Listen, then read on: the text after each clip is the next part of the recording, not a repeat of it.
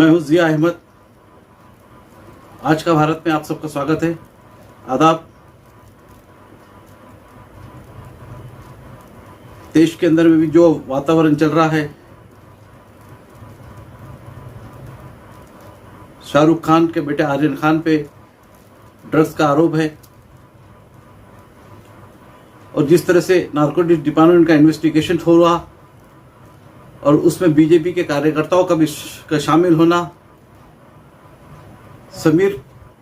वानखेड़े का हिंदू मुसलमान के ऊपर प्रश्नार्थक चिन्ह निर्माण होना, शेड्यूल कास्ट के बेस पे नौकरी हासिल करना और एक तरह से मुसलमान होना या कभी कहना हिंदू होना, समीर वानखेड़े के ससुरे का पहले पत्नी के उसके पिताजी का स्टेटमेंट देना कि भाई वो मुसलमान था करके मैंने बेटी दिया और उनके निकाह के सर्टिफिकेट बताना, ये सारे सबूतों से उसके मुसलमान होने की गवाही होना और ऐसे बहुत सारी चीज़ें जो सवाल या निशान खड़े करते हैं। और अडानी के यहाँ पे 3000 करोड़ की ड्रग्स को छोड़ना और 6 ग्राम की ड्रग्स को पकड़ना नारकोटिक्स डिपार्टमेंट के ऊपर में सवालिया निशान। दोस्तों,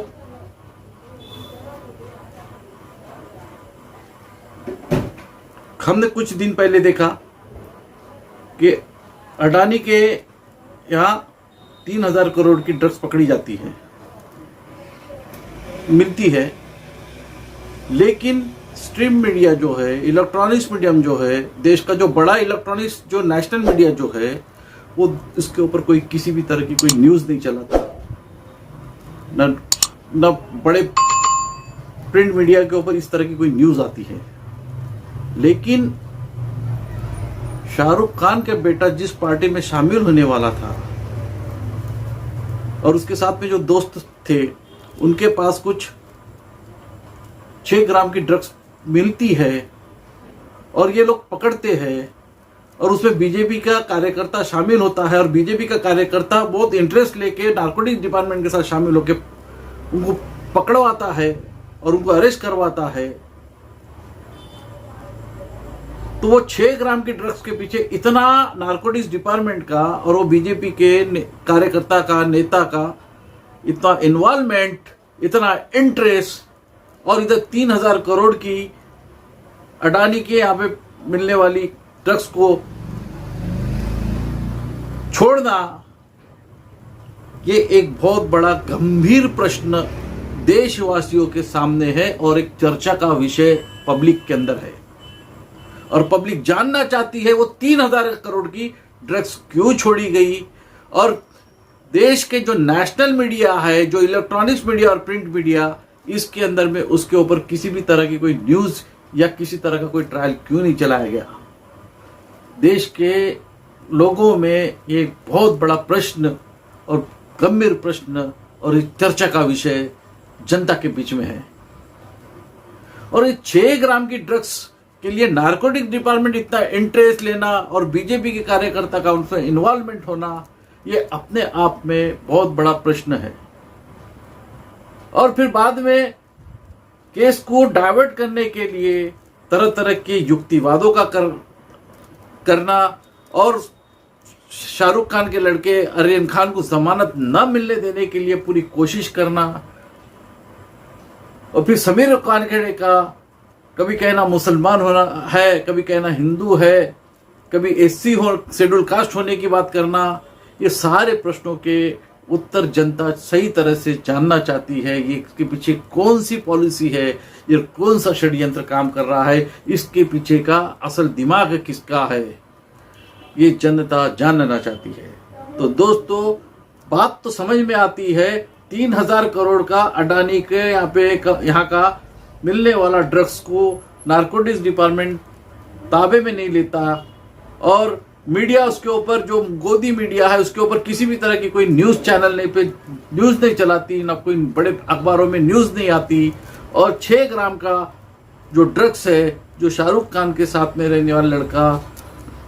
उसके साथ में पकड़ा जाता है और उसको मीडिया ट्रायल किया जाता है घंटों से, दिन भर, 2-2, 3-3 दिन तक। और उसके पीछे नारकोटिक डिपार्टमेंट का इतना इंटरेस्ट और बीजेपी के नेता का इंटरेस्ट बीजेपी कार्यकर्ताओं का, ये सारी चीजें अपने आप में बहुत कुछ कहे जाता भी है। तो दोस्तों,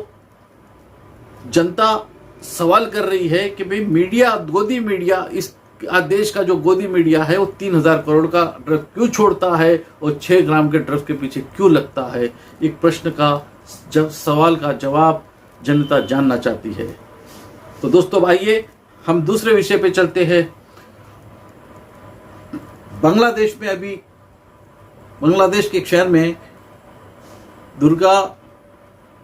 पंडाल में दुर्गा देवी के अभी जो जिस तरह बैठी थी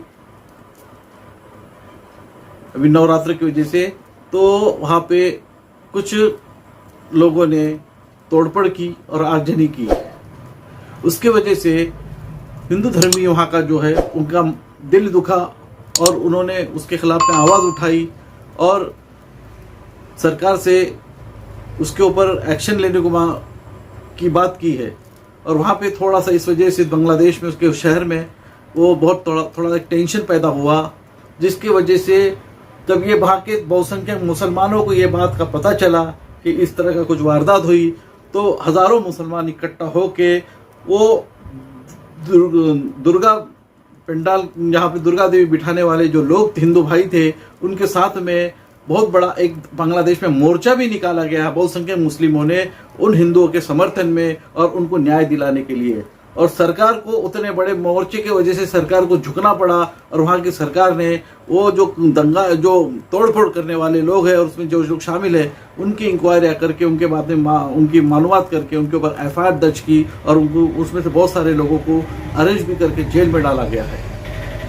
बात एक वहाँ पे इतनी अच्छी थी, वहाँ पे एक बात देखी गई सर कि वहाँ पे जो हिंदू भाइयों पे जो जुल्म हुआ उसके समर्थन में हजारों मुसलमानों ने मोर्चा निकाला और उनको न्याय दिलाने के लिए सरकार के ऊपर प्रेशर डाला गया। लेकिन भारत के अंदर में बांग्लादेश से नज़दीक जो त्रिपुरा राज्य है, वहाँ पे उसके प्रसाद पड़े वहाँ के हिंदू परिषद और दुर्गा वाहिनी जैसी ऐसी बहुत हिंदूवादी संगठनों ने मस्जिदों पे हमला किया, जिसमें 4 मस्जिदें तोड़ी गई है, पूरी तरह से नुकसान हो गया है और मुसलमानों के कुछ घरों को आग लगाई गई है और कुछ दुकानों को भी आग लगाई गई है। इस तरह से वहां पे 1 हफ्ते से वहां पे तकरीबन जुल्म सितम ढाए जा रहे हैं और बहुत दंगे का वातावरण पूरे शहर के अंदर में है वहां पे। तो त्रिपुरा में जिस तरह का वातावरण पैदा हुआ है, तो वहां का राज्य सरकार और पुलिस प्रशासन इसके ऊपर चुप्पी थामे है। वहां का पुलिस प्रशासन उलट मुस्लिम समाज को समझाने के ऊपर लगी है कि तुम शांत रहो, तुम खामोश रहो, लेकिन जो दंगाई है उसके ऊपर किसी तरह का कोई एक्शन ले रही है। उलट बांग्लादेश में वहां के मुस्लिम समाज ने मोर्चा निकाला और हिंदू समाज के समर्थन में और सरकार पे प्रेशर डाला और सरकार को एक्शन लेना पड़ा। हम यहाँ क्या देख रहे हैं, जो उलट हिंदू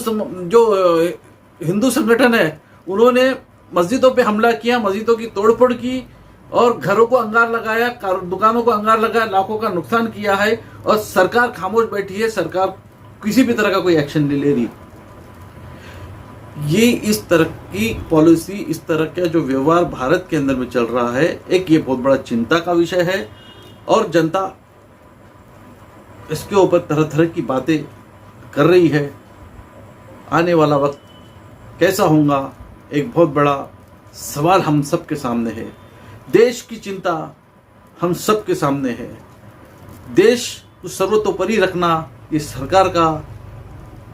काम है और सभी धर्म और मजहब के लोगों को एक नज़र से देखना इस सरकार का काम होता है और लॉ एंड ऑर्डर को मेंटेन करना इस सरकार का काम होता है। सरकार अगर खामोश बैठ जाए तो दंगाइयों को आज़ादी मिलती है और फिर लॉ एंड ऑर्डर की ऐसी की तैसी होती है।